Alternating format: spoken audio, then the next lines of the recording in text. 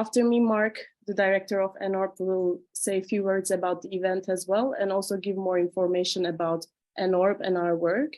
Afterwards, we will show the support video from Joe Albuquerque, which he speaks out against anti-Muslim hatreds in Europe.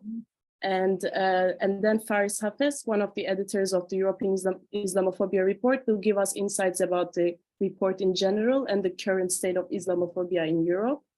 And then we will have the two individual contributors of the report, Kawtar Najib, who will be talking about Islamophobia in France, and Enrique Tessieri, who will be talking about the Finland case. Afterwards, we will have some colleagues from CCIE who will be talking about EQUITAS, which is an anti-religious hatred coalition, which will be launched in June 2023. They will also share the most recent findings of their latest report. And lastly, we will open the discussion to all of you, and we hope to discuss how we can work together to combat anti-Muslim hatred and racism in Europe. Thank you very much, Ozge. We've got a fantastic team of interns, and Ozge being one of them.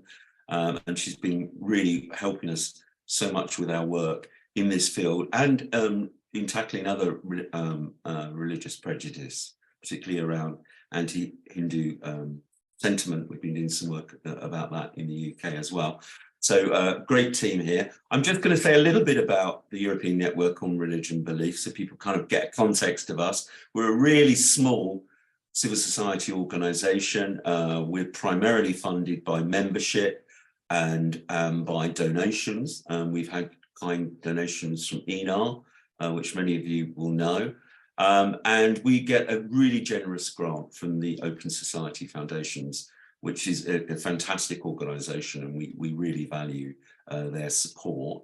I'm just putting out in the chat, and you can go to our website on this, into the chat, our sort of prospectus and the work that we've done in recent times, particularly since the pandemic ended, really, and when I arrived here.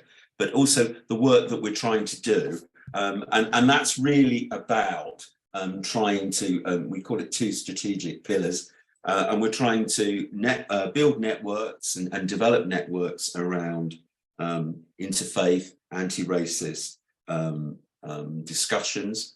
And that's really very important to us. And we're doing some project work with partners on a lot of those things, but building hopefully a safe space here, and you'll feel that you're going to have a safe space here in terms of having a dialogue around really important issues that we face in Europe at the moment.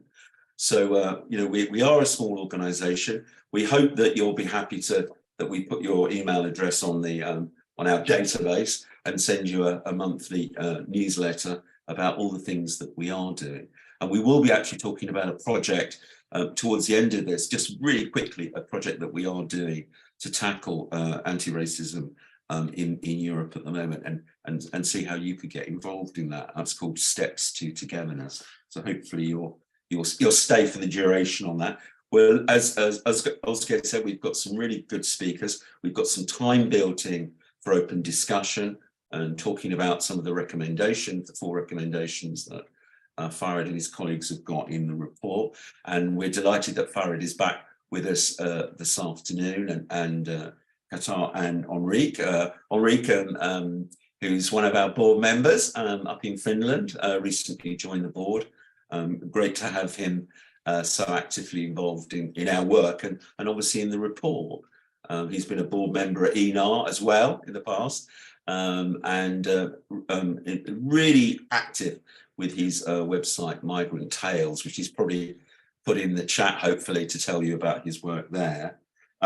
So Farid's been busy collating these reports since 2016. We've discussed the 2021 report with him previously. We're obviously talking about 2022 today. We had hoped that we might do that on the 15th of March, I think, Farid, but that wasn't quite possible, I think, in terms of the report coming out and being available. And as colleagues will know, and we put the link to the report both on the Eventbrite page, and perhaps somebody could put it again into the chat to make sure that you have that. It is an extensive report, and it focuses in on 23 countries this time in the report. So it's a very extensive report, and we're looking forward to what Farid and other colleagues have got to say. We obviously couldn't cover all of those countries today, and we'd need a big workshop for that for many hours. So as I say, we're looking at perhaps Farid might touch on Austria as well, so perhaps 3 out of the 23 countries that the report looks at today. But Farid, a warm welcome to you, and tell us about the state of Islamophobia in Europe as set out in your report. All right, thank you first of all for having me and for organizing this, Mark, Özge, for the introduction, and everybody else who was involved in organizing this. It's great to be back again, virtually, kind of out of Brussels, right? I'm here in Massachusetts, the United States, and the East Coast. And as Mark has already said, the European Islamophobia Report is an annual report that we have been publishing since 2015. So this is basically the 8th volume that we're now presenting, and it has been an ongoing endeavor, reporting approximately between 25, 24 was, I think, the lowest number, up to 34, and the largest number of countries that we have been discussing each and every year.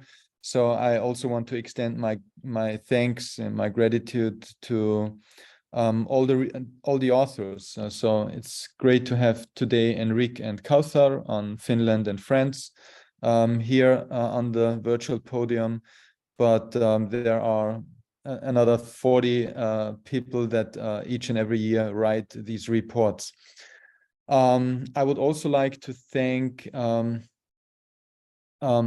other participants from CCIE who will join the panel discussion today, but also the institutions that have been backing our report so far, which is basically UC Berkeley's Othering and Belonging Institute, UC Berkeley's Islamophobia Research and Documentation Project, and Rutgers University Center for Security Rights and Security, Race and Rights. All right, so first of all, let me start. What I will do is basically give kind of a very short overview of the most, from our perspective, the most important new developments, right? If you go through the reports from 2015 to 2022, you will see that there are certain patterns that are coming again and again each and every year. But I think there are some aspects to what happened in 2022 that are worth to be mentioned in respect to new developments. So first of all, and as you can see if you go on the website, and I've just shared in the chat the website where you can download all the reports. One of the things that you will see is that the years before we had Sebastian Kurz, former Chancellor of Austria, and the year before Emmanuel Macron, the President of France, on the cover page.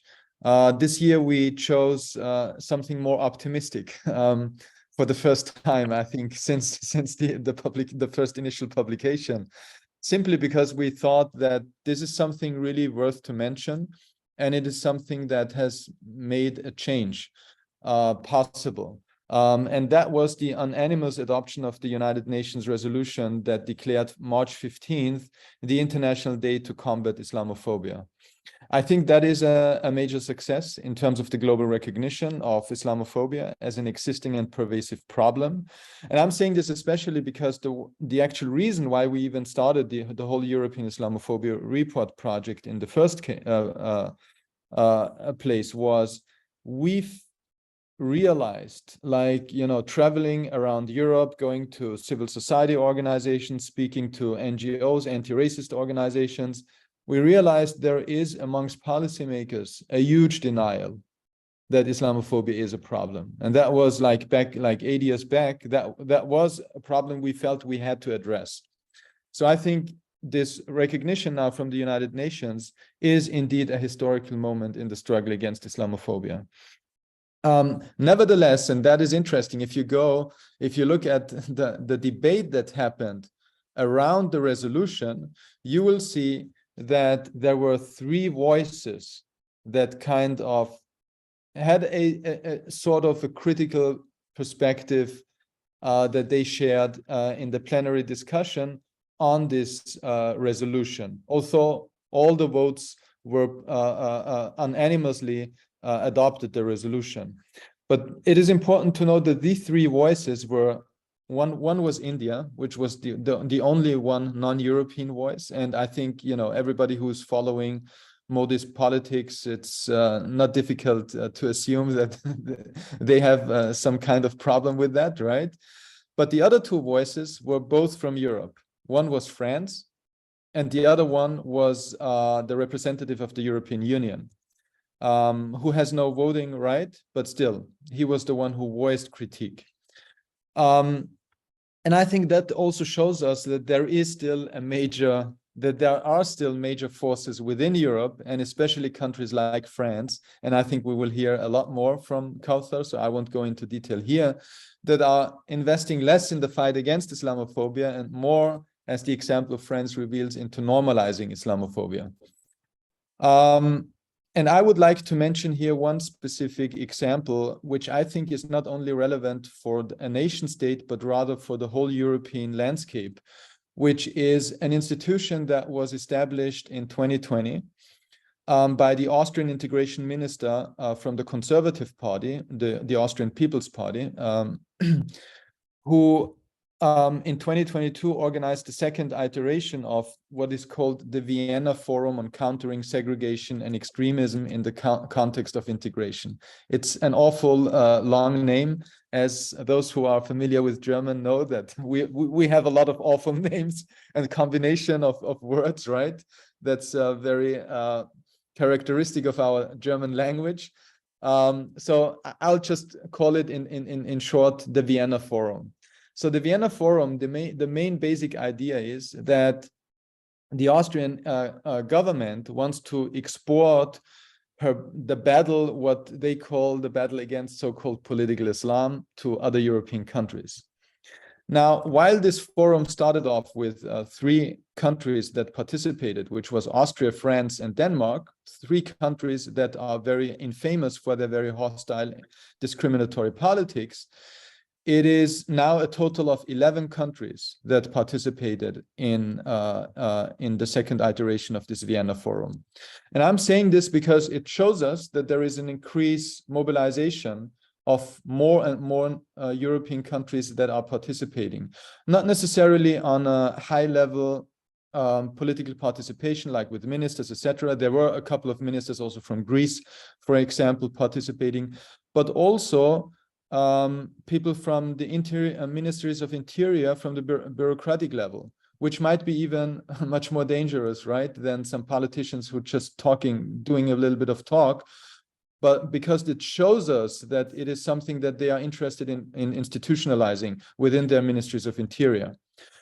Now, there has been a total of 11 countries, and the Vienna Forum that was initiated by the Austrian Minister of Integration is basically, as they call it, they want to become a center in the fight against political Islam on a European scale.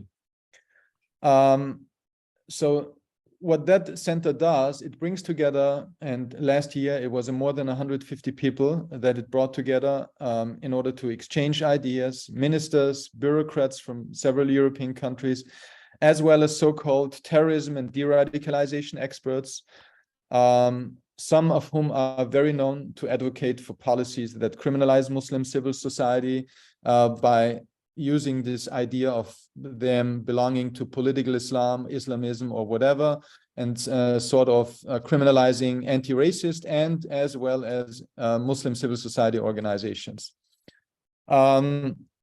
And this was basically the whole idea of the Vienna Forum was built on another institution that I believe also has a role to play in the increase of the institutionalization of the criminalization of Muslim agency, which is the Austrian institution of the Documentation Center Political Islam. It's an institution that started off with 500,000 euros of a budget a year and has increased more than tripled its annual budget to be more than 1.5 million euros in 2022.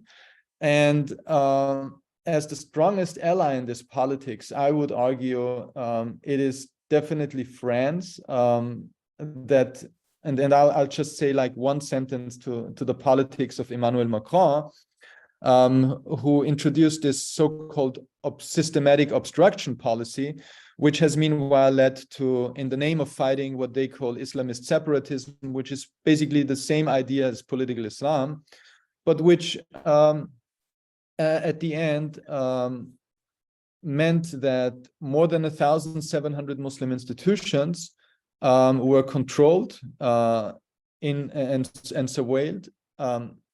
More than 100 institutions were closed, and more than 10 million euros were seized. And that happened only between January and August of 2022. So it is just like one example of how institutionalized Islamophobia works at the backdrop of this whole discourse of fighting alleged political Islam, but basically going against any kind of Muslim self-organization, any kind of independent, non-governmental Muslim agency. And I think that is really something that that is very central to this battle against Muslims, especially those who defend themselves in the name of fighting Islamophobia or anti-Muslim racism. So there are many examples in several European countries where we can see the same pattern happening. One example would also be, for instance, in the case of Belgium, where the Minister of Justice pressured the leading imam of the Great Mosque of Brussels to resign or risk losing government funding for the mosque, which shows us to what extent national governments are peddling in internal religious affairs of the Muslim communities. Or another example would be Denmark, where a hijab ban in elementary school was suggested, again, showing how mainstream it has become to propose legislation that clearly discriminates against Muslims' personal and collective religious freedom. Also another example would be like the British Prime Minister Rishi Sunak, who has largely ignored the fight against Islamophobia while defending very much the infamous government's prevent counterterrorism strategy, continuing to defend it and against the backdrop of a lot of critique that has accumulated within the last 15 years. Other examples would be, and here is where we see that there are existing European institutions that are really interested in fighting Islamophobia, but they don't really echo with many of the member states. Like take, for instance, the European Commission Against Racism and Intolerance, which is the Council of Europe's expert body on racism. It published last year a revised general policy recommendation on preventing and combating anti-Muslim racism and discrimination, which is, again, very important because it shows on a European scale that there are more and more institutions aware of anti-Muslim racism being a structural problem also within our European societies. And in this new recommendation, the ECRI emphasized that obviously Muslims are part of the European landscape, and what was most important about it is that the recommendation recalled the need for collective action to create inclusive societies, bring people from different backgrounds together, and uphold equality and respect through a common set of democratic values. And it observed with great concern that in recent times, anti-Muslim discrimination and hostility have been pervasive in society, but also permeating institutional, political, social, and economic life. And I think this is really like one of the important aspects here, because there is an increasing awareness that anti-Muslim racism is shaping our European societies. Now, usually what we do with our European Islamophobia reports is that in each and every single country report, we end with a list of recommendations for civil society as well as for policymakers. So that happens on a national level, right? For all the different authors who work on their respective country reports. but we do also do this kind of work for our European introduction to Europe, which me and Enes Bayrakli, the two editors of the European Islamophobia Report, suggest. And if you go back to 2015, I mean, we have started with a long list of recommendations, but there are really like 4 recommendations that we suggested and reiterated in regards to the new developments. First and foremost is that the new United Nations resolution declaring March 15th as International Day to Combat Islamophobia should be used by policymakers and civil society actors to press for more change in the fight against anti-Muslim racism. And I'm sure one of the things that we're gonna observe is in terms of what happened in 2023 is which political parties even introduced this resolution, discussed it, made a press release based on that, or did something or acted upon it. So I think this is something now we can use in order to create, again, more pressure on political parties, on governments, and that is a helpful tool for civil society organizations. Secondly, we, based on this new general policy recommendation number 5 on preventing and combating anti-Muslim racism on behalf of the European Commission's European Council, European Commission Against Racism and Intolerance, ECRI, that is again something that should be used by national bodies in order to pressure their own national legislation, the national parliaments and the political parties who can bring a change and try to introduce those recommendations on a national scale. A third recommendation that we have mentioned is that we reiterated that European and national institutions should take the findings of the European Union's Agency for Fundamental Rights, FRA, as presented in a directive that was published in 2017 on combating terrorism and the impact of combating terrorism on fundamental rights and freedoms very seriously, and recognize one of the findings of this report, which is that there is a huge damage of anti-terrorism legislation on Muslim communities in Europe. And I can only, you know, speak like and take like one example from France, where we even had the case where a monitoring body on Islamophobia was closed because its critique of state Islamophobia was interpreted as a form of terrorism, right? And that is just like one of the most awkward and most hostile interpretations maybe and examples that we can give from how combating terrorism legislation has had serious and negative effect on fundamental rights and freedoms. And fourth, what we also recommended was that Austria's attempt to export its infamous witch hunt against Muslim civil society via this new established Vienna Forum on Countering Segregation and Extremism must be fought back by other EU member states. And I think that is super important, because if you give the floor to the Austrian government to make that infamous battle against so-called political Islam, that has anyways not succeeded once the court ruled back to a lot of legislation that was implemented in the name of fighting political Islam. But if you give Austria the floor to do so and to increase its power on a European scale, that would not be a good farewell to the Muslim community all over the place, right?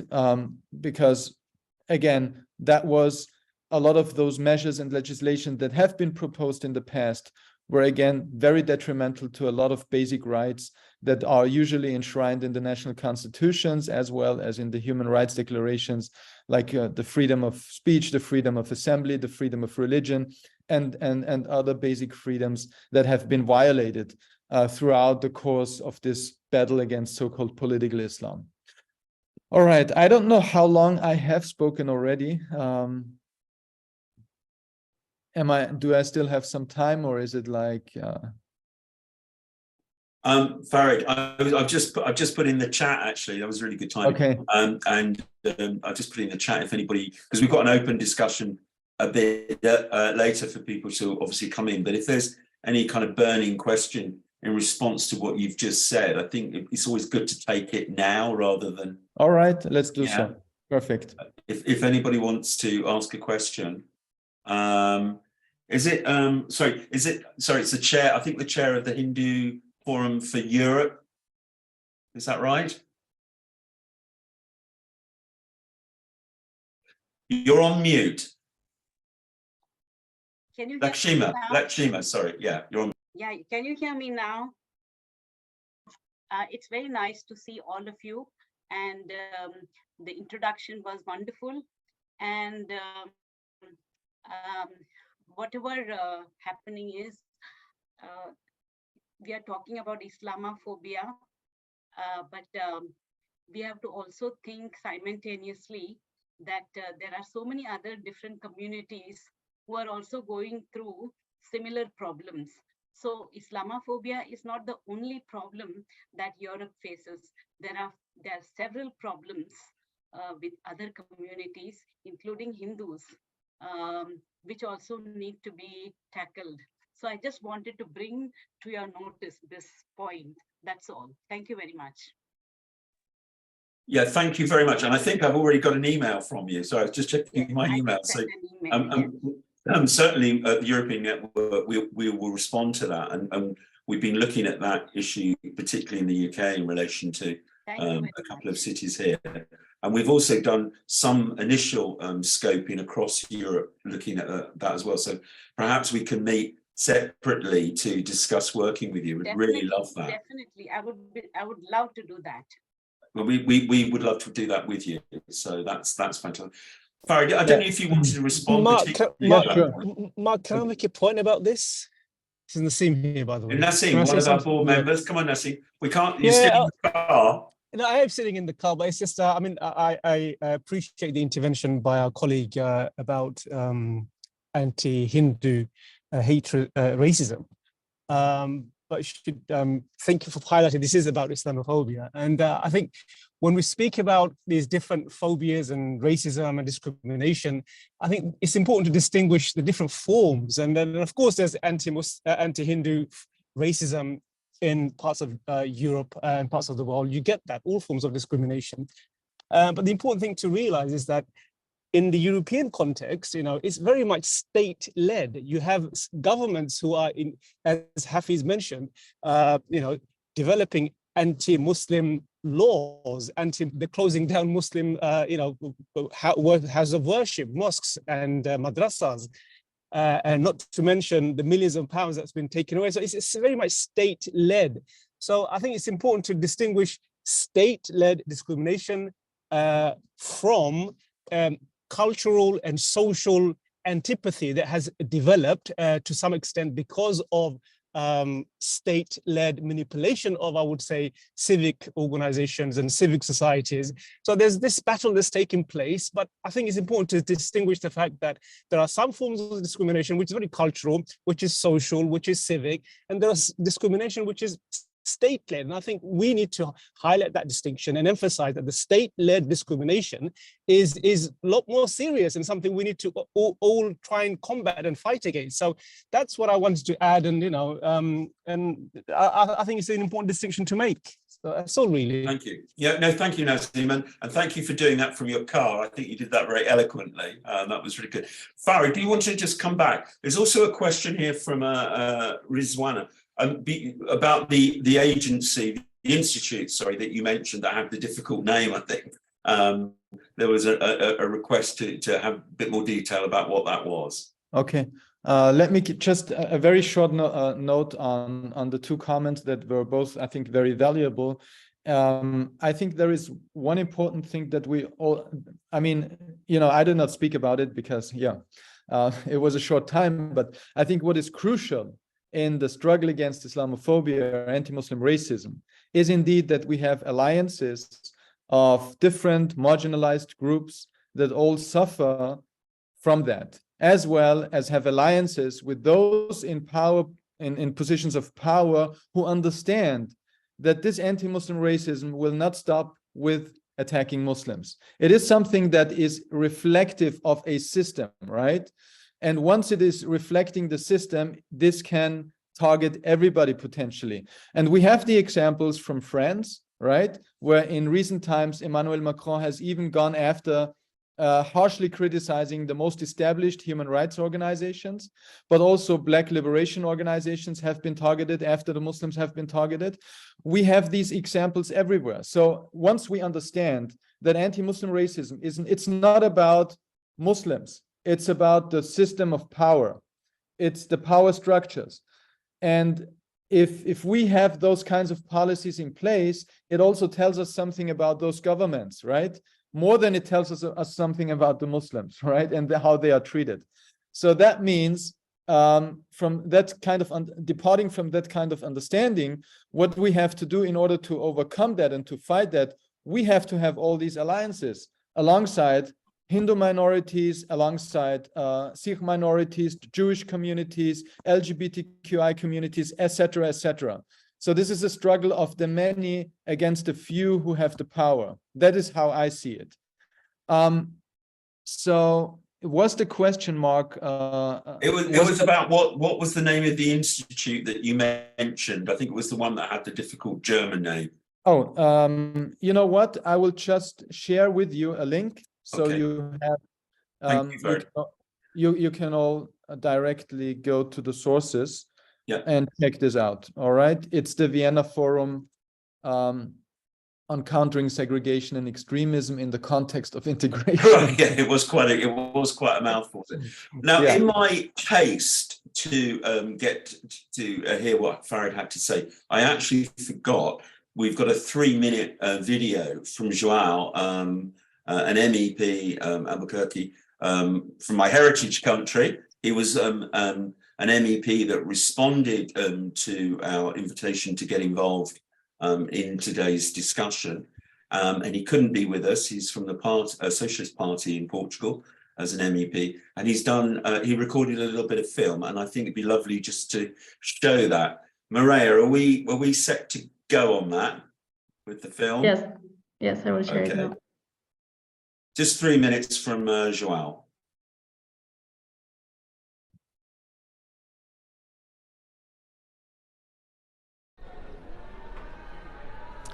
First of all, let me apologize for not being able to be with you today and thank you for giving me the opportunity to join you, even if it's only through a video.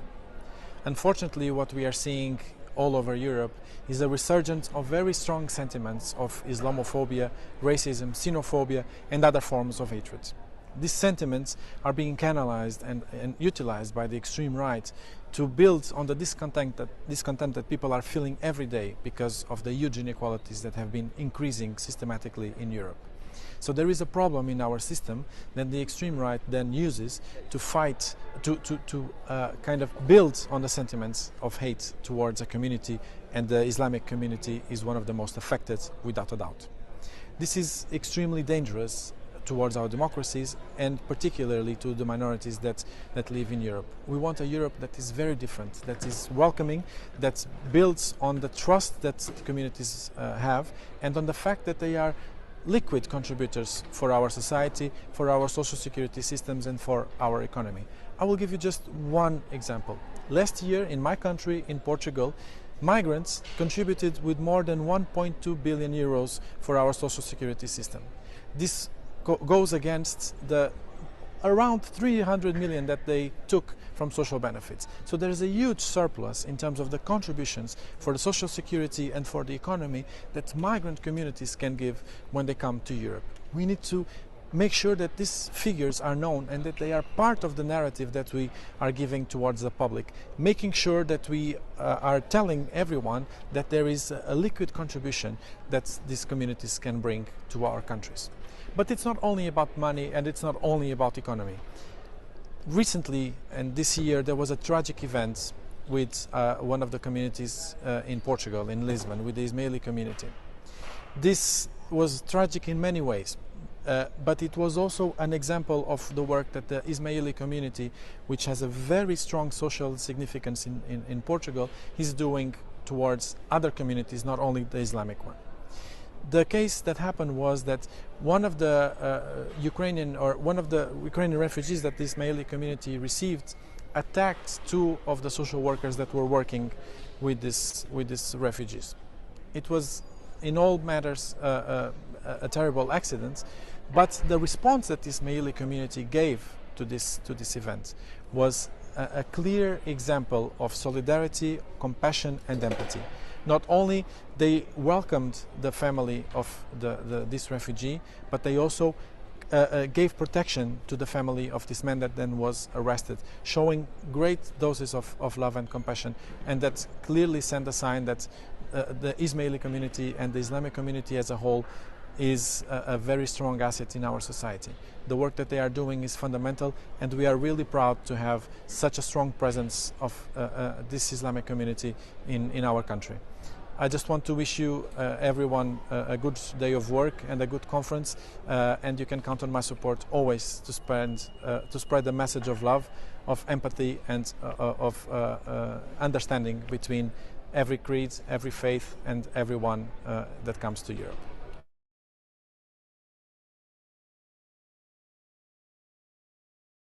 Oh, thank you very much for João joining us like that. With his message of love and empathy. I hope that people enjoyed hearing what João had to say. We've actually got another MEP, Francisco Odino, who's also part of the meeting, but is actually doing his work as an MEP live at the moment. And he can't actually speak, but he's following the debate at the moment, which is we're really excited to have that input from another MEP. That's really great. That really is. So we've got we're going to go to France now. Kawtar, are you all set, ready? Yeah. Yeah. Actually, you're not in France at the moment. You're in Liverpool, but totally. Yeah. Yeah. So thank you to ENORB for this opportunity to discuss Islamophobia with all of you. In this intervention, I will divide my presentation into two parts. With the first part, which describes a bit what happened in France in 2022, and a second part which discusses what can be done, because there is a special section in each national report about policy recommendations that may stimulate our future exchanges.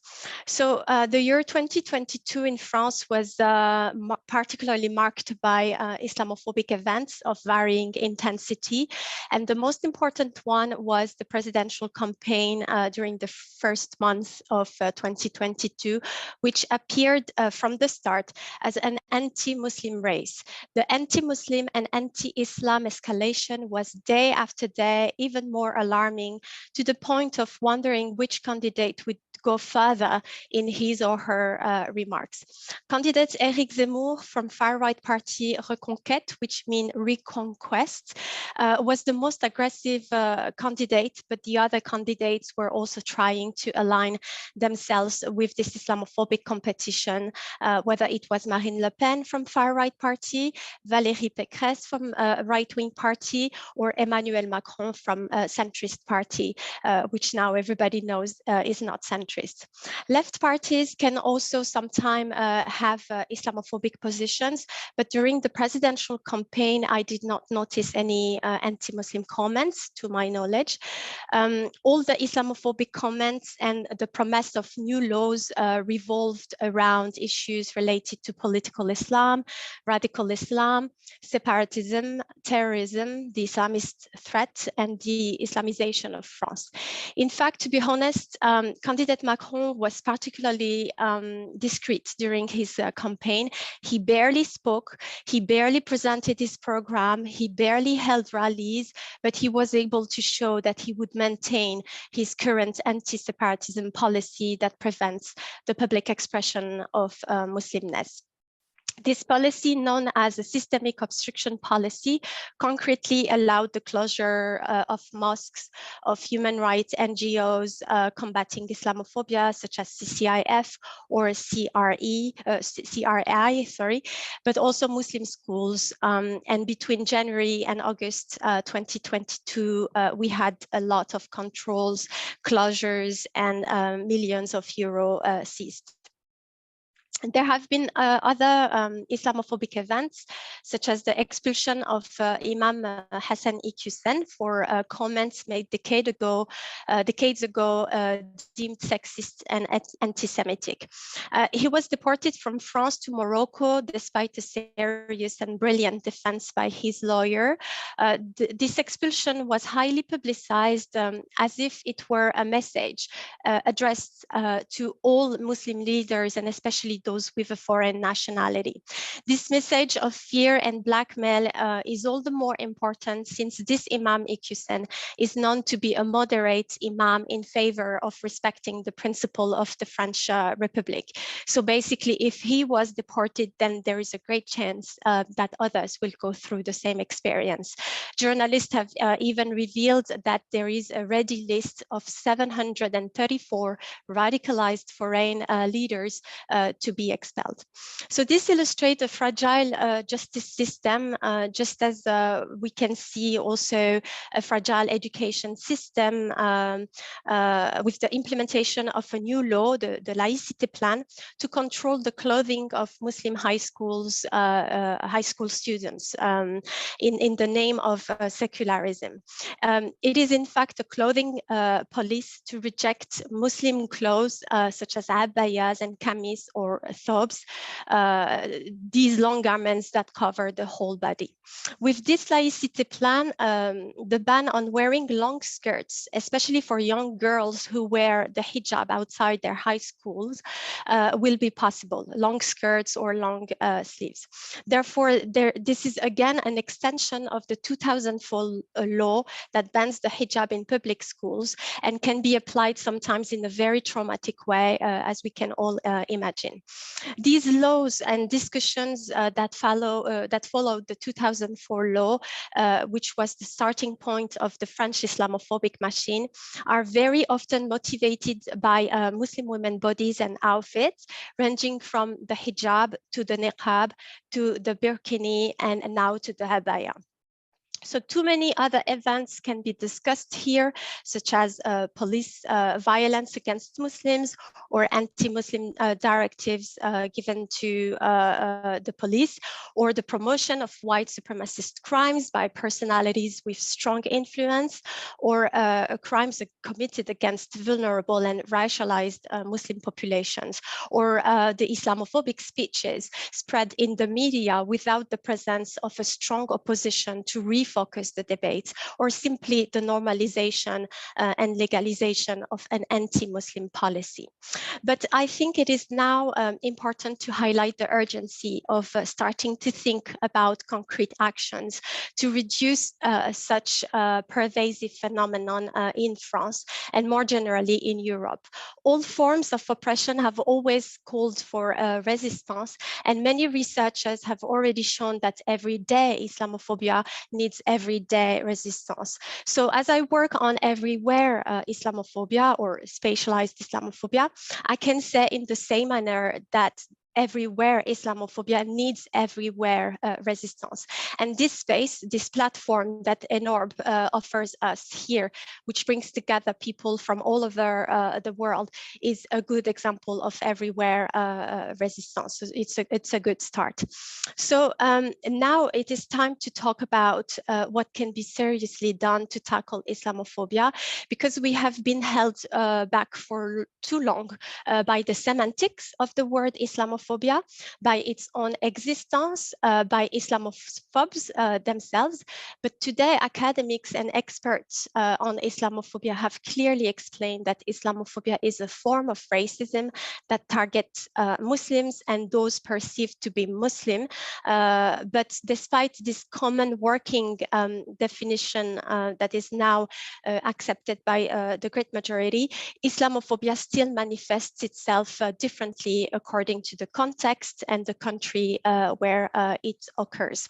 So actions that should be put in place need to be relevant and correspond to the different types of Islamophobia that exist.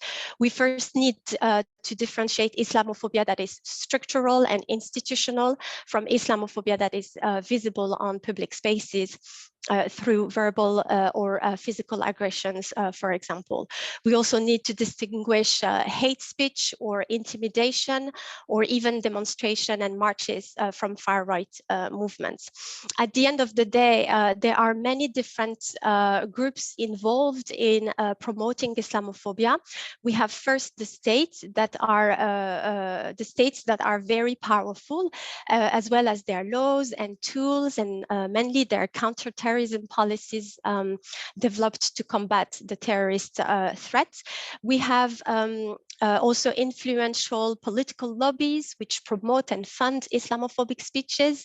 And then we have random people on the street or in other places. So by distinguishing all these different types of Islamophobia, we can maybe think of appropriate responses and actions to reduce such racist practices. For example, I used to work on a research project a few years ago that compares the French case and the British context, and I was able to better understand the national mechanism of Islamophobia in both countries. And some of the findings showed that Islamophobia in France is mainly discrimination that occur in public institutions in link with the 2004 law that is mainly poorly applied, while in the UK it is mainly verbal abuses happening on public transport. So knowing this, we can imagine, for example, in France, to develop concrete measures against this abusive application of the 2004 law, such as trainings or public education to better understand the content of this law in public institutions. And similarly, in the UK, we could contact local transport companies and ask them to reinforce surveillance actions against Islamophobic and racist abuse. So this research project was conducted years ago, but I guess that nowadays with the 2021 anti-separatism law, the result would be different, and therefore the idea of actions would be also different. So I think we can reflect like this on many possibilities of actions, but we also must remember that we are evolving in a neoliberal system, which refuses, and I would even say denies, the existence of Islamophobia, or at least the importance of this new form of racism that is Islamophobia. And as long as our governments are not ready to break with their neoliberal regime, all strategies to reinforce Islamophobia and more broadly inequalities will necessarily reproduce unevenness and injustice. In other words, we can say that the contradictions of governments that claim to tackle Islamophobia, as Farid said the other day about this UN declaration that has been voted by all countries, including the champions of Islamophobia. So those countries of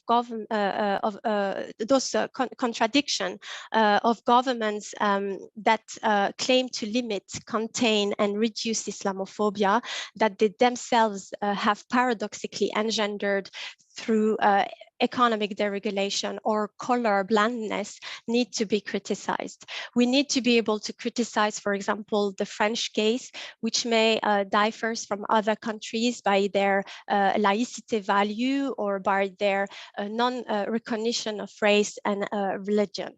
Indeed, how to protect racial and religious groups if these groups are not even recognized, if their existence is not even recognized. The policy recommendation that can be found in this national report revolve around this idea of recognizing minorities and restoring their dignity. I raised three points. First, anti-Muslim laws must be reviewed and repealed to guarantee equal treatment between all citizens, regardless of their religious belonging. Because right now, it seems that French Muslims are subjected to a kind of exceptional regime. So a re-examination by the highest authorities must be made. Second, a concrete recognition in France of official racial and religious data is essential, because such a blindness has hampered the development of political measures in France to fight discrimination, whether at local, regional, or national level. There were some attempts in the 2000s, but since then I haven't seen any strong anti-discrimination laws to protect religious pluralism. And if it's not possible at the moment to do it at the French national level, then let's discuss and try to do something at the European level. I would be more than happy to participate in this enterprise. And finally, third, the idea of assimilating French Muslims by de-Islamizing them must be completely abandoned, because it refers to a civilizing mission that dates from the colonial era and reinforces the idea that French Muslims, who in great majority are post-colonial subjects, will never be recognized as full French citizens. French Muslims should be able to be proud of who they are, like any other French citizens. They are oppressed because of their Muslimness, as were the Black communities because of their skin color, or the LGBTQ communities because of their sexuality. Today, these oppressed identities are prouder, and this pride is even celebrated. So this might also happen to French Muslims in the future. Finally, I will end with very concrete questions. Who can we really work with to truly protect European Muslims from this Islamophobic threat? Who will invite us to participate in meetings and workshops to discuss all the existing possibilities? Because if we do not manage to move to the stage of concrete actions to reduce and tackle religious hatred and anti-Muslim racism in Europe, then we will continue to analyze how the political norms have been deployed in our contemporary democracies to exclude and extract European Muslims from their most basic rights, instead of analyzing and celebrating how these European policies have been deployed to protect European Muslims in their own territory. Historical traces of our common work will remain and testify that we've tried to stand up against structural and everyday injustice. Thank you. Thank you so much for your contribution there. There's quite a lot to sort of digest and think about there. I've got an immediate question from, is it Rizwana Hamid?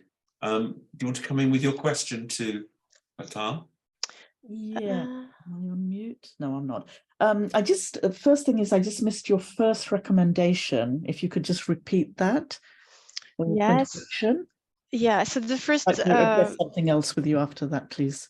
Yeah, so the first recommendation was to simply revise and repeal the anti-Muslim laws that exist today in France to guarantee equal treatment between all citizens, whether they are Muslims or not. I think in terms of this, just a comment, and then if you can kind of respond to it, is that it's very obvious that across the board in Europe and in Britain especially, when it comes to governments, there's a complete blind spot in actually recognizing that Islamophobia exists beyond the semantics of the definition, but just a failure to recognize the systemic nature of it. And you will know, because you've been in Britain and France, in terms of the kind of conservative government's approach to it, which has not been to recognize it exists, or to have the inquiry that they were going to, or to suspend members of their own party that have been called out for Islamophobic comments and actions. But I think one of the areas, I think in terms of tackling it, it has to be multifaceted. When it comes to policy, when it comes to advocacy, when it comes to forming alliances with other peoples who are kind of facing discrimination. And one of the biggest areas, I think, because this is where public opinion is formed, is the media. And that's obviously our area of kind of expertise in terms of looking at the role that the media actually plays in normalizing Islamophobia, but also more recently in the last decade, kind of far-right tropes becoming mainstream within the public discourse, and there being very little challenge on that. And I was wondering what you think in terms of that in France, and I'd love to know whether there's anybody equivalent to us doing the kind of work that we are in terms of monitoring the British press and holding them to account in some of the other countries, because I'd love to kind of get in touch with people from any of the European countries if you are doing such a thing. Yes, I think the media is, like the role of the media is crucial, because they clearly prepare the public opinion to accept the future laws that will be put in place. We can even, while following the debates and the discussions on the media, we can almost imagine and know what will happen on the political sphere. So the media always prepared the future laws that come. It's something that it's quite easy to observe and measure. And the second question I forgot. One thing that was interesting when we monitored in terms of during the presidential campaign in France and the draconian kind of action that they took, Macron took post Samuel Paty in closing down a lot of these things. When it came to the British media's approach to reporting that story, it was actually devoid of any critical analysis. It just reported facts verbatim, but didn't critique those policies at all. And I was just wondering, within the French media, was there any critique of those policies? And if so, which kind of publications or broadcasters are doing that? In France, they clearly destroy any associations which try to criticize state-run Islamophobia.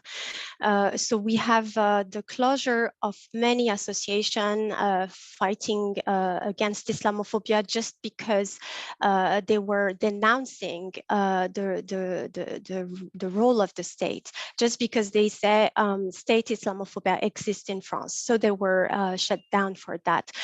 We have the CCIE, we have another one called CRI in French. So it's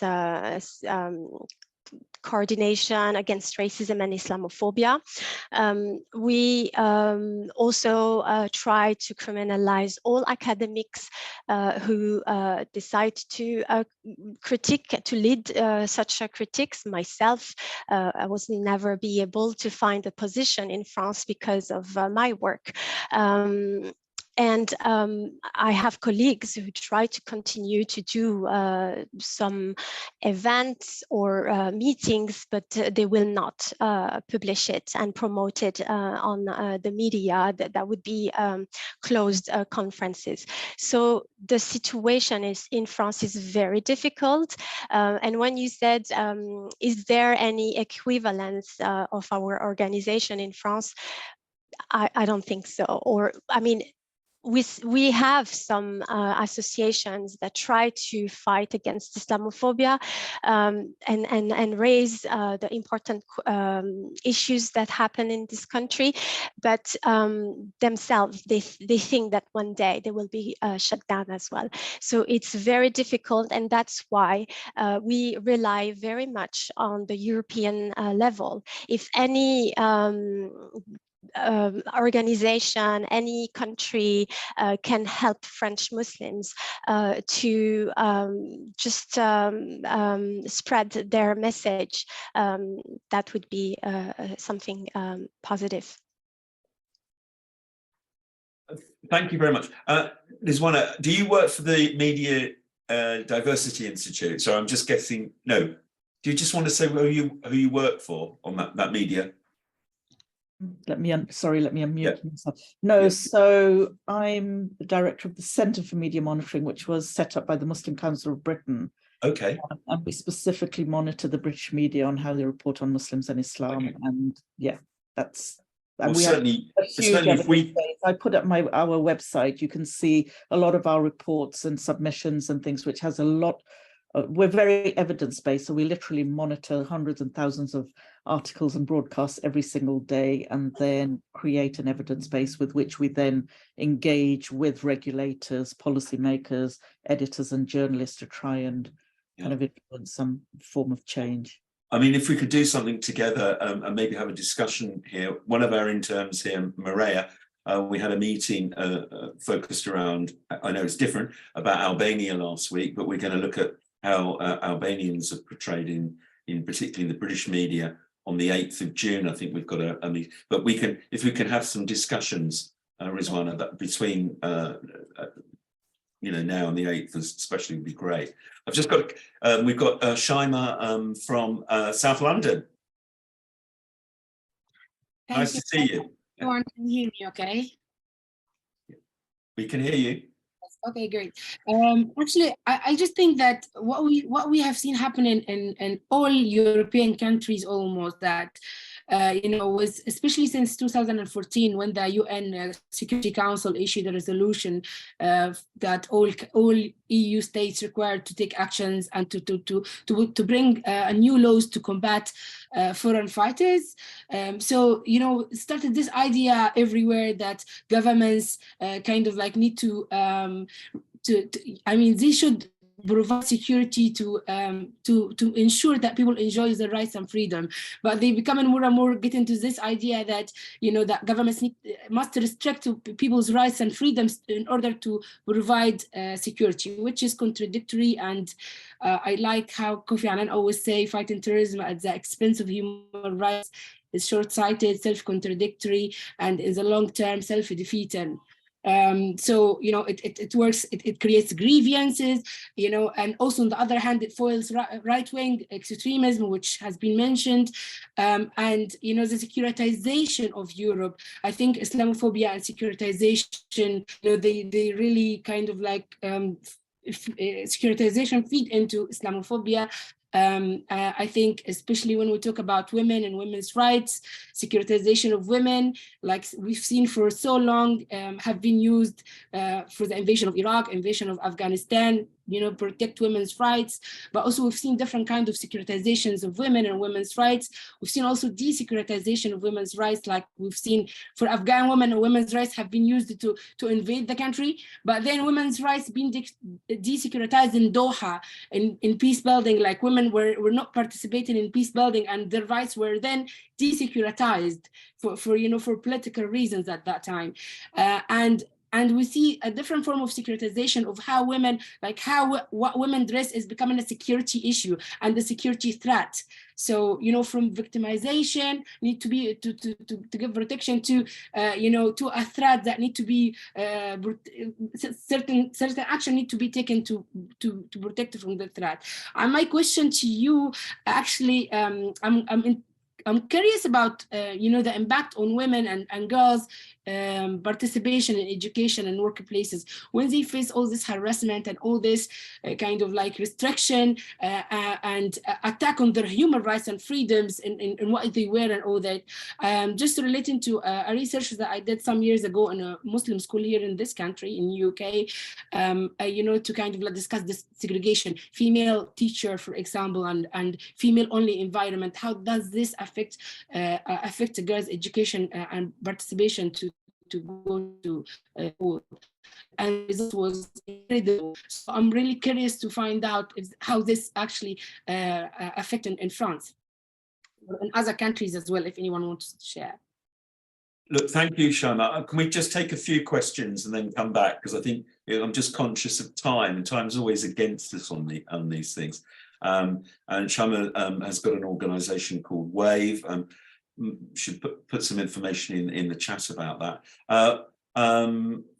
Farid, and then Nazia Mikan. Yeah, hello. Can you hear me? Yes, we can. Is that Nazia? Okay. Yeah.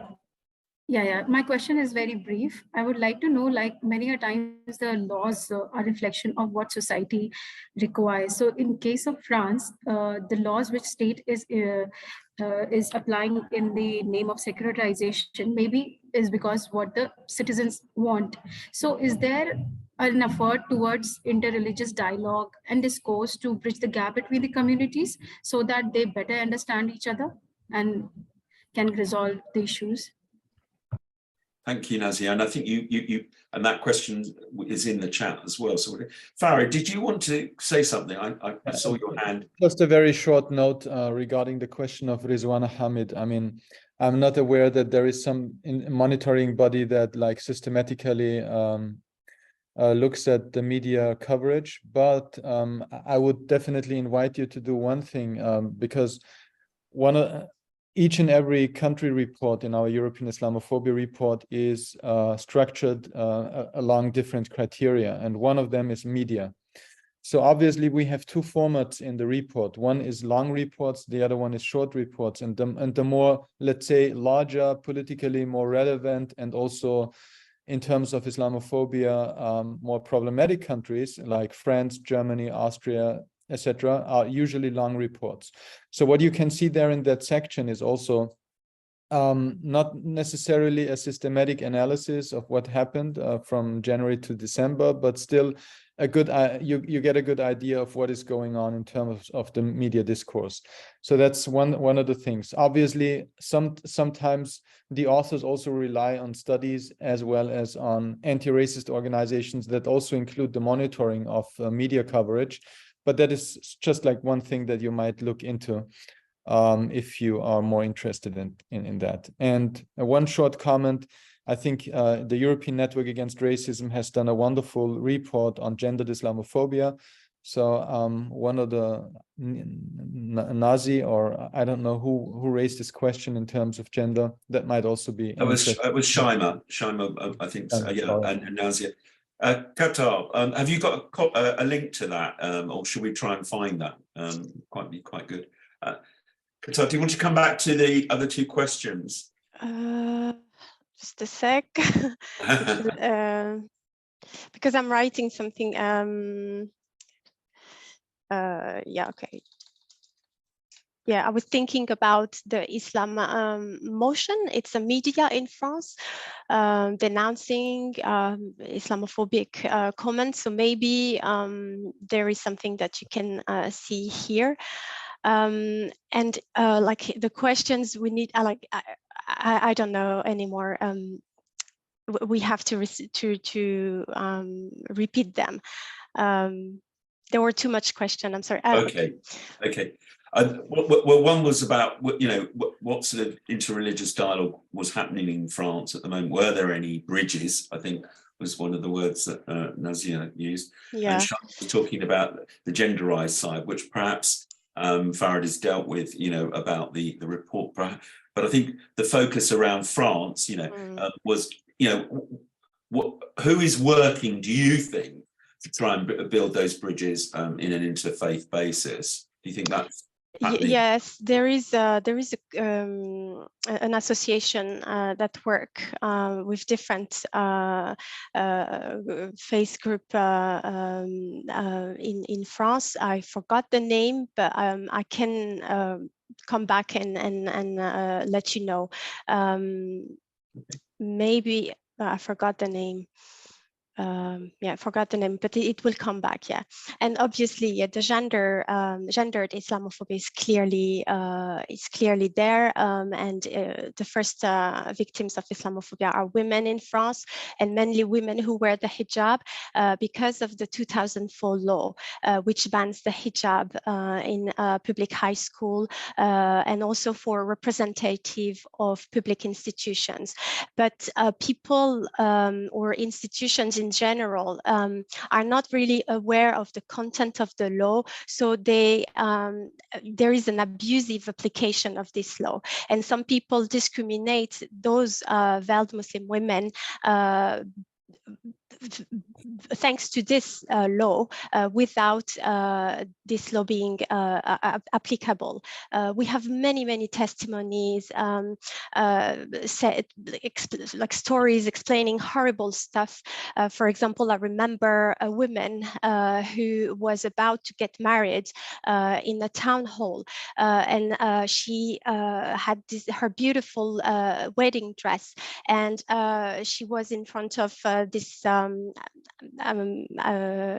mayor or of a city, and the mayor told her to remove her headscarf if she wanted to get married for the D-Day. So either she had two solutions: either she postponed the wedding or asked all the guests, all the hosts, to leave the room so that she can remove her headscarf and get married to her husband. So we have so many horrible discrimination situation that target Muslim women, and obviously all these laws are put in place to save them.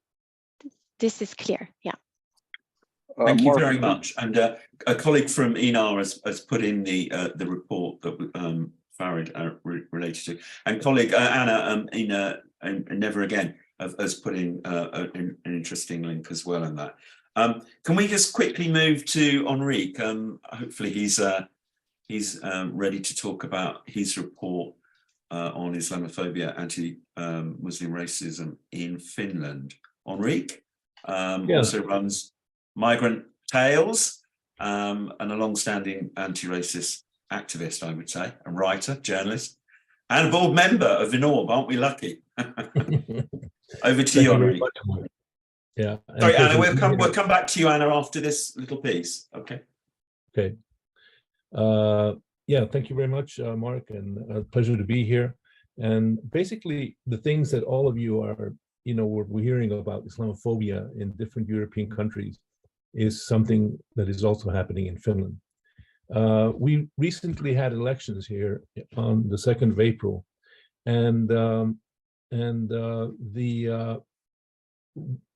problem, what is happening in Finland and in the Nordic region, is that the radical right or far right parties, like the Sweden Democrats, which also did very well in September in their election, and in Finland, the Finns party came in 2nd place.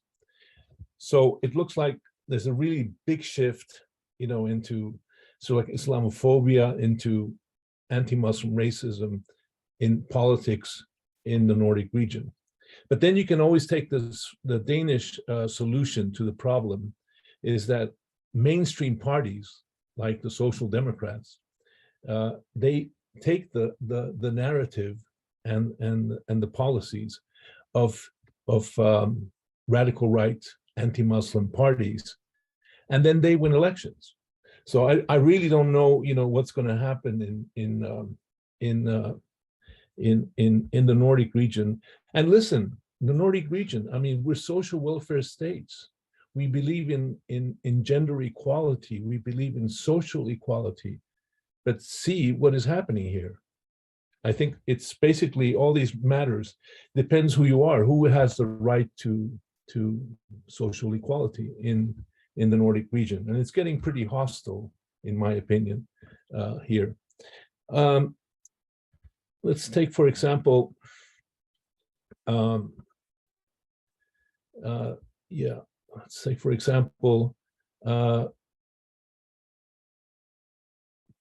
I mean, okay, so Nordic welfare states, and also, even if this might sound a little bit strange, Finland was also chosen, for the 6th consecutive time as the happiest country in the world. So the question I ask, is how can we be the happiest country in the world and have the second biggest party is one of the most racist parties that we have here in Finland, the biggest racist party. So it is really very sad to see what is happening. And now the Conservative Party, which won the election, and in Finland, the party that wins the election forms government, they chose the Finns Party, the Swedish People's Party, and the Christian Democrats to form the next government. So people are sort of like a little bit concerned about what this means for Finland. Some analysts have stated that if such a government is formed, and this could be announced in the beginning of June, it will be one of the most right-wing party governments that Finland has had for a very long time. But I'm certain it'll be one of the most anti-immigration governments that Finland has had for a long time. I don't know about the 1940s, when Finland sent Jews to Auschwitz, but I mean, it's very difficult to compare, what is more conservative than that. But anyway, the thing is that we are really heading towards something pretty terrible, I think, here in Finland. Okay, then you might think, well, what do you mean terrible? How is it going to be terrible? What are the threats that we see here in Finland? Well, for example, the Finns Party, the chief of the Finns Party, Riikka Purra, has said that if she will not be part of any government that does not tighten significantly immigration policy. Also, her long-term plan is to only permit Finnish citizens to access social welfare. Then, I mean, the media doesn't ask this question, well, if you don't get social welfare, why do you have to pay taxes then, right? And then the other problem also was that she said many times that Islam is incompatible with white Finland, and they want to cut development aid, and they also want to undermine human rights, that human rights is a problem. But I think it's very important, that very, very important question that was asked here, why just Islamophobia? Well, we're talking about just Islamophobia, anti-Muslim racism. We have to understand that basically, if we allow one group to be discriminated and abused, that's basically bad for all of us. It's like Martin Niemeyer's famous quote that said, well, they took away the socialists and I didn't say anything because I wasn't a socialist. So the thing is that it's the same thing like with human rights. If we don't defend our human rights and they want to water down human rights, eventually that's going to also make us also vulnerable to problems. So Finland is facing, in that sense, a very, very unsure future. I don't know. I've spoken to people like NGOs here in Finland about what that means. Basically, if now that we're going to have a right-wing government that's very anti-immigration, and they mentioned that, well, one of the things that they're going to do, what they did in the last time, is that they're going to cut funding to such NGOs. So that's what's going to probably happen over here. So, but there are big differences. Like, for example, the national, and just to go back to the victories of the radical right parties in Sweden and in Finland, it's unfortunate that mainstream conservative parties like the Moderate Party in Sweden and the National Coalition Party in Finland have actually joined up with the radical right and given them this platform to follow their policies. But certainly, the great fear there is that it may also mean that these radical right parties may end up eating the mainstream conservative parties and so forth. So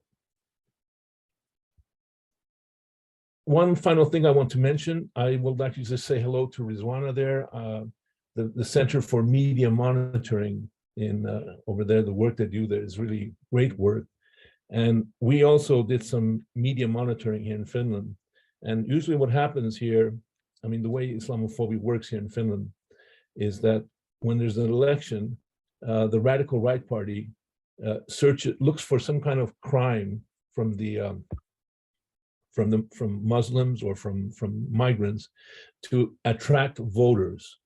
And the matter what they used this time was gang violence.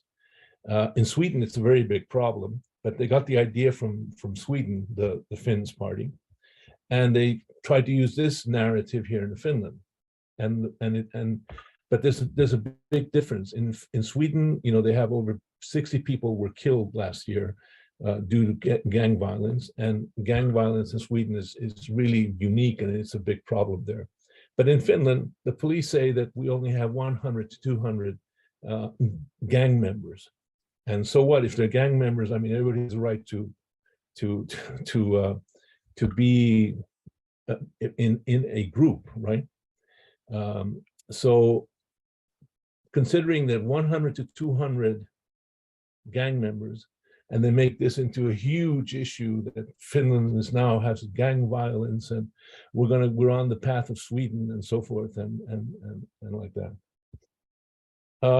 There's also a war in Russia in Ukraine, and this has also caused a lot of a surge in nationalism here in Finland, and this also has an impact on minorities like Muslims.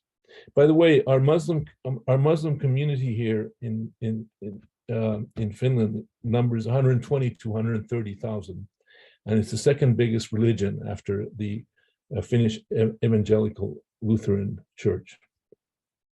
So we are now heading towards uncertain times. We'll see what happens in these government talks. Just one final thing. The parliament in Finland has 200 seats, and this government coalition of 4 parties has 109. But the Swedish People's Party, which is pretty liberal, has said that it doesn't want to be a part of a government that follows Finn's party policies.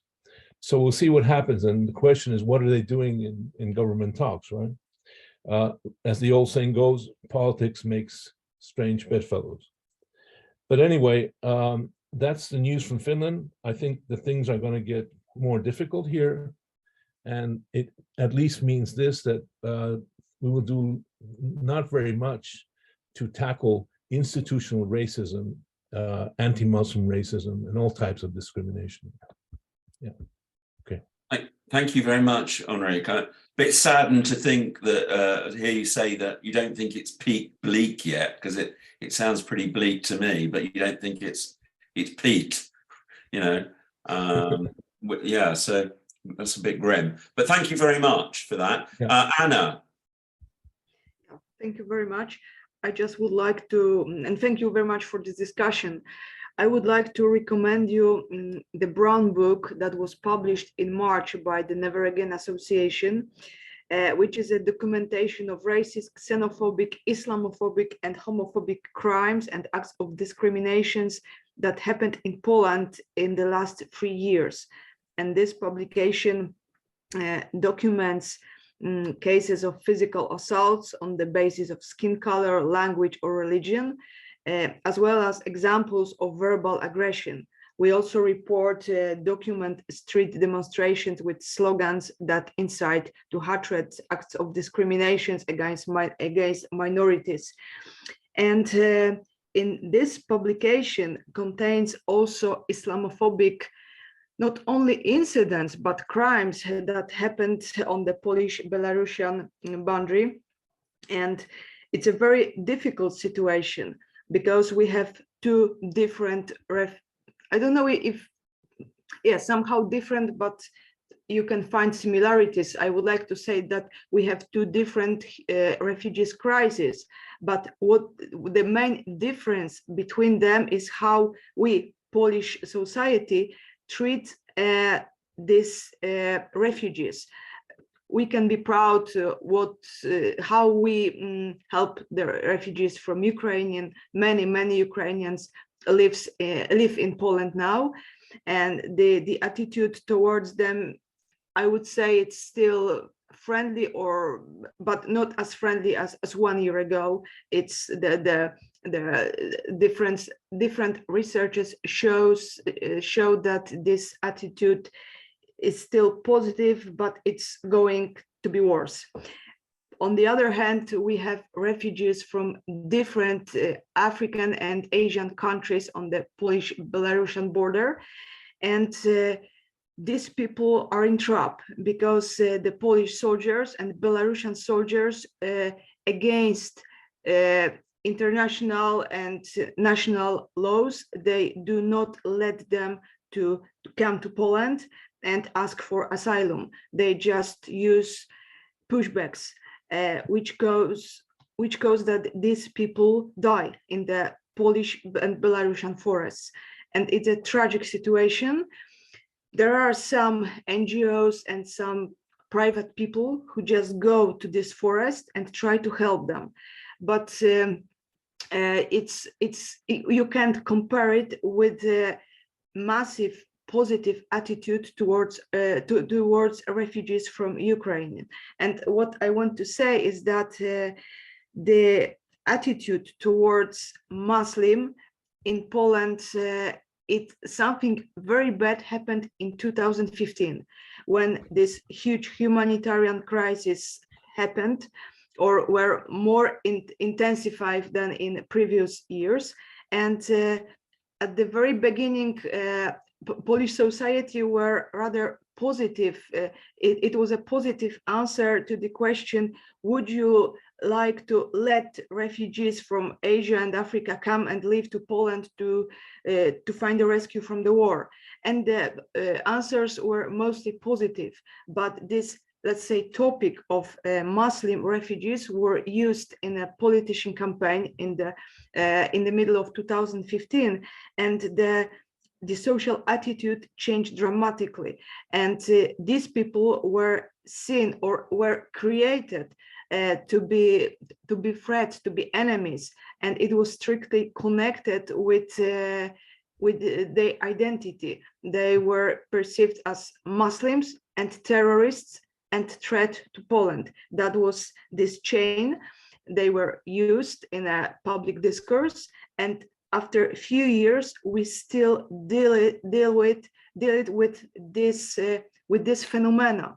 And the situation today, refugees from Ukraine and refugees on this Polish-Belarusian border, the main difference is, of course, connected with the decision of the government, what to do with these people, how to talk to the society about them.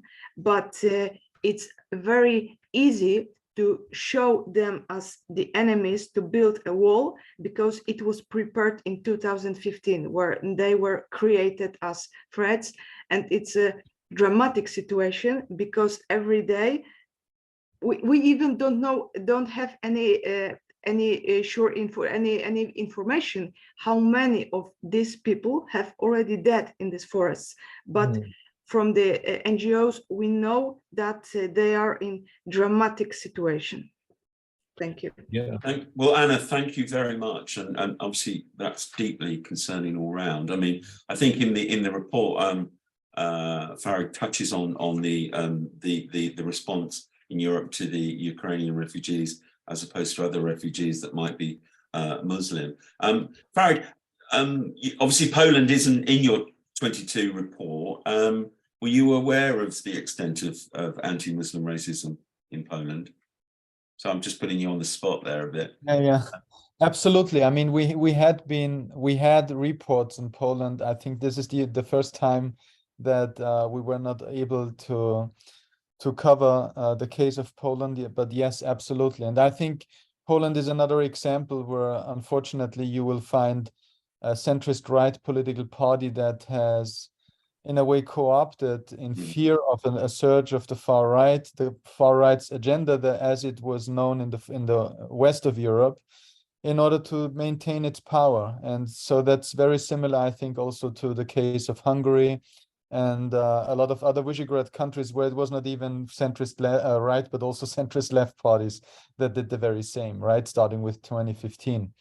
So yeah, thank you, Anna, for your intervention. And thank you, Farid, for that, putting you on the spot there. Just before I go to Karim and I think it's Ashe from our friends at CCIE, our intern Lorenzo, who's our anti-racist intern, is just going to quickly say and put some stuff in the chat about our initiative that we're running at the moment, and we'd like to get you involved. We've got another meeting planned for next Thursday, and it's called Steps to Togetherness. Lorenzo, are you ready? Yes, there I am. Lorenzo. So, hello everyone, I'll be really short because I know that we're running out of time. So I'll just want to quickly present you our initiatives called 32 Steps to Togetherness Europe, which is an initiative trying to tackle social fragmentation and loneliness. And we're trying to, the goal is to build connections between and within communities. So we're offering basically a manual comprehensive of these 32 steps, which are tips and small actions that individuals can use in order to get involved at the community level. And to do so, we're using like the original source, which is 32 Steps to Togetherness, which is a British source. And since we want to adapt this initiative to a European context, we're hosting workshops with people from all over Europe to get contributions and adding like a European perspective to the manual. So we're hosting a workshop next week, and we're sharing it right now, like the link of the project.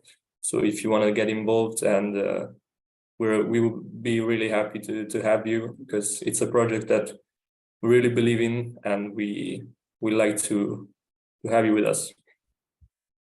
Thank you very much, Lorenzo. Well done. And the links, I think the links in the chat twice now from our enthusiastic interns. And please get in touch with us if you can come along to the workshop. And it's kind of a younger European focus to that.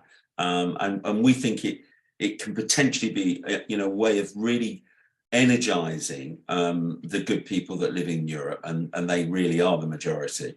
But they need to be perhaps more energized in their approach to many things.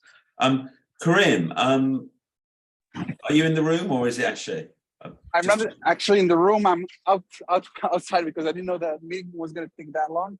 Oh, okay. So, because I have to go to another. I'm going to have to go to another. That's meeting. Nice and genuine. That's really authentic. We like it. No problem. Yeah. So actually, we were going to present the new coalition EQUITAS, but since my colleague is here with me, Aisha, she's also a researcher at the CCIE, so I think it's better that she presents the new coalition, because I'm not really in the proper mood to present anything right now. So I will hand over to Aisha, and I'm sure she will do a good job. That is so skillfully done. That is so skillfully done, Aisha. No problem.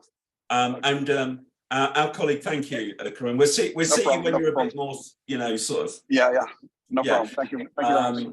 And at ENORB, we've been working with colleagues at CCIE on their campaign. Ozge, one of our interns there, has been working, and actually a number of our board members, who a couple of them are in the room.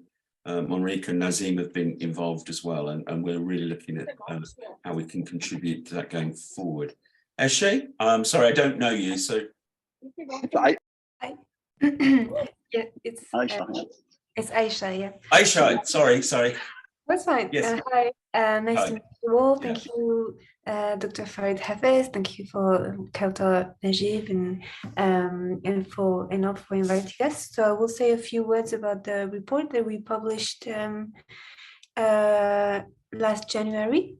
It aligns with a lot of what you already said, Kawtar, with about France, and also it was also about Europe. So it aligns about the general patterns that you recognize and that you highlighted. So I don't want to be too redundant, although.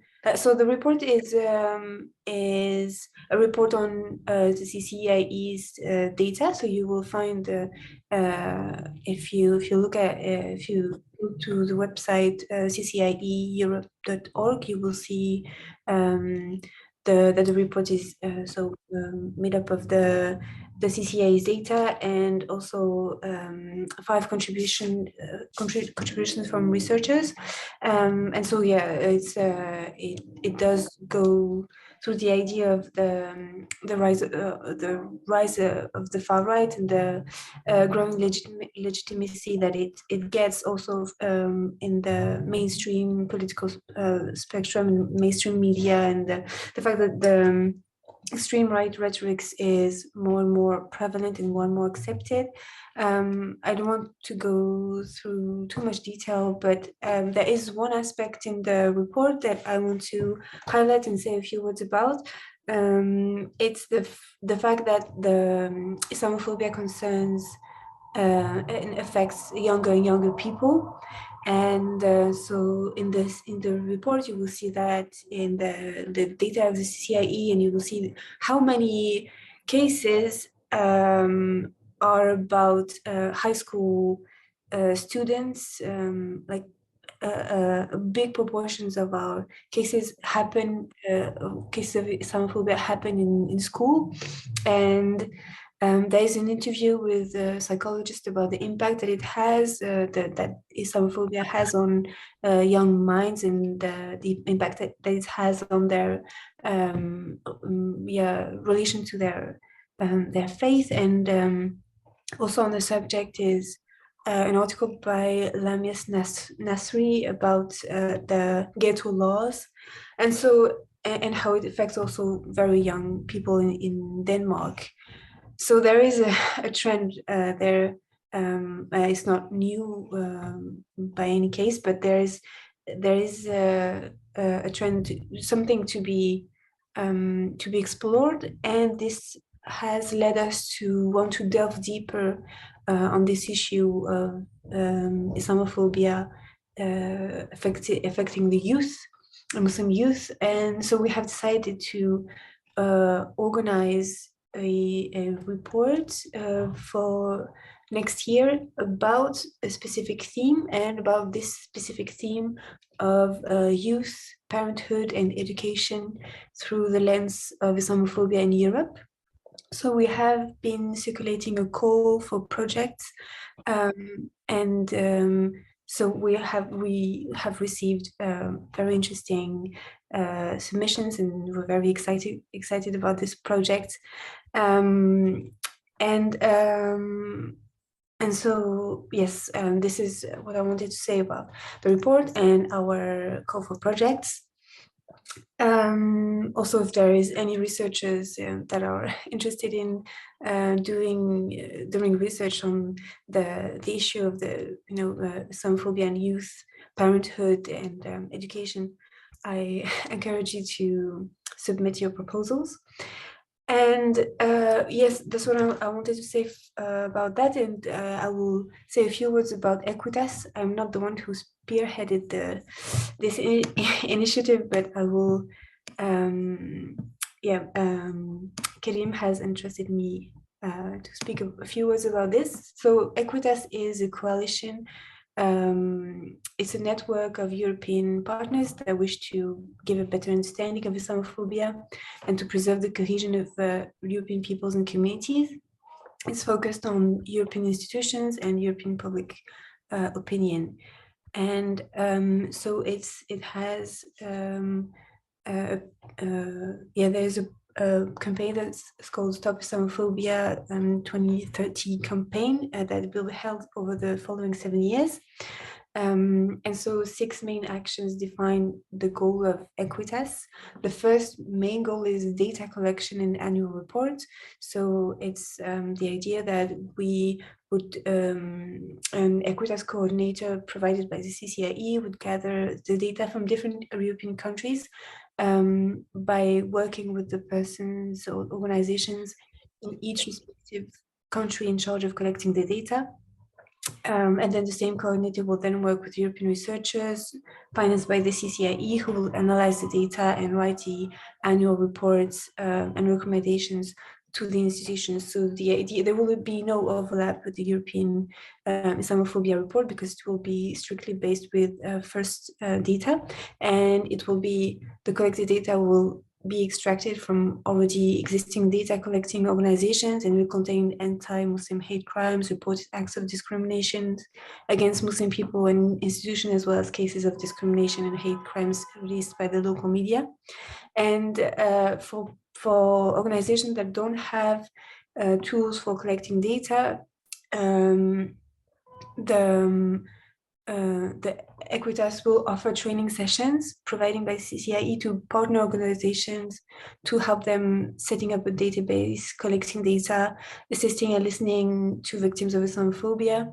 And so I think there will be very soon an application that's called EQUITAS, and that we will present. So those are the 2 main I think actions of EQUITAS, and then there will also be an award-winning ceremony for inclusion to organize also the organization of the an event for the UN International Day Against Islamophobia, for the European Day Against Islamophobia, and also there will be a monthly news channel to inform the public of events relating to Islamophobia in Europe. So that's again, I did not spearhead the projects, but if there are questions, I think Karim could answer about EQUITAS. But yeah, that's what I wanted to share with you. Thank you so much for your attention. Yeah, thank you very much indeed. And obviously we're keen to do all we can to help EQUITAS, and obviously focusing on Stop Islamophobia 2030 is your initial part of your campaign, isn't it? So whatever we can do on that, we will. How can people get involved? Would they contact CCIE? Sure, yes. Okay, cool. We could perhaps circulate the details. Ozge is going to write up some notes from today, and there were some action points there.